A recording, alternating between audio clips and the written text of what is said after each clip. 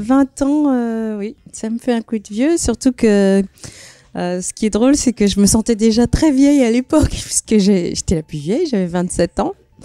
Donc, je suis encore plus vieille maintenant. Voilà, ça me rajeunit pas.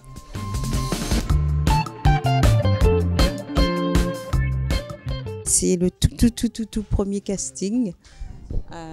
J'ai failli partir, tout simplement parce que j'avais jamais vu l'émission et que je savais pas que je devais revenir le lendemain pour passer devant le vrai jury. Donc en fait, je suis passée devant des casteurs qui m'ont dit faut que tu reviennes demain pour passer devant le vrai jury. Et sauf que moi demain je devais faire Rafiki dans Le Roi Lion. J'avais aucune envie de revenir. J'avais jamais vu l'émission. Je connaissais personne du jury. Je connaissais pas M6.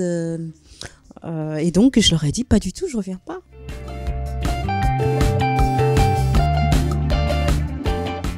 J'ai la chance qu'un des casteurs a appelé le jury. Il lui a clairement dit voilà, il y a une fille, elle vit, je sais pas où elle vit, elle a pas de télé, elle connaît pas M6, elle connaît pas l'émission, elle veut repartir, elle a un train et elle reviendra pas demain. Et donc exceptionnellement, il a demandé au jury est-ce que vous êtes d'accord de l'entendre aujourd'hui parce qu'elle va partir, on l'a rien à faire. Et le jury a dit bon, d'accord. Et je me souviens qu'on m'a dit alors là t'as chanté Whitney Houston, c'était un peu trop. Vraiment, il y avait trop d'émotions, trop de coffres, Donc, tu vas passer devant le jury, mais moins fort, avec moins de vibrato, moins d'émotions. Et je suis allée, j'ai fait tout fort, avec tout mon vibrato et toute mon émotion.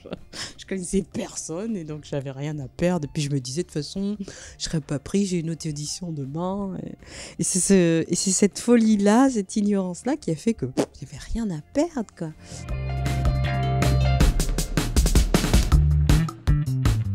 J'étais dans un tournage d'un film de Michael Young, en fait, où il y avait une scène où il y avait une chorale de gospel et j'étais dans cette fameuse chorale. Donc on chantait du gospel dans son film, je crois qu'il s'appelait Incontrôlable. Et entre deux tournages, je chantais beaucoup à l'époque et je croise Michael qui me dit mais tu t'appelles comment toi? Et je dis je m'appelle Dominique. Il me dit Dominique mais t'as une sacrée voix. Alors je dis merci, c'est gentil. Et il me dit mais t'es pas connu, t'as pas signé? Je dis mais pas du tout, je chante du gospel comme ça. Et il me dit mais et pourquoi tu fais pas des télécrochets?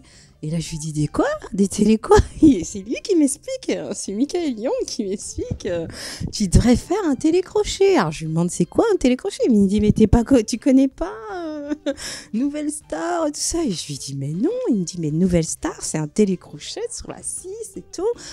Alors, j'écoute et j'entends pour la première fois parler de Nouvelle Star. Et il me dit, mais avec la voix que tu as, et puis ton bagou, ton énergie, tu devrais aller et casser la baraque là-bas.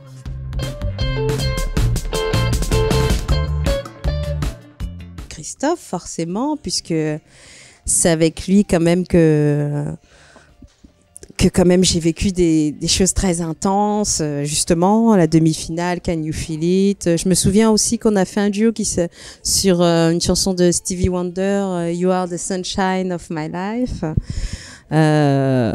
Donc oui, j'ai quand même, ça a été quand même mon partenaire pour cette grande aventure.